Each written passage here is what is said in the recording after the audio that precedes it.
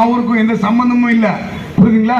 அதனால தான் நம்ம சொல்றோம், நம்முடைய வேட்பாளர் கலாநிதி அவர்கள் நமக்கு நல்லா தெரிஞ்ச ஒரு 5 ஆண்டு காலம் அவர் நமக்கு சிறப்பாக பணி செஞ்சிருக்காங்க.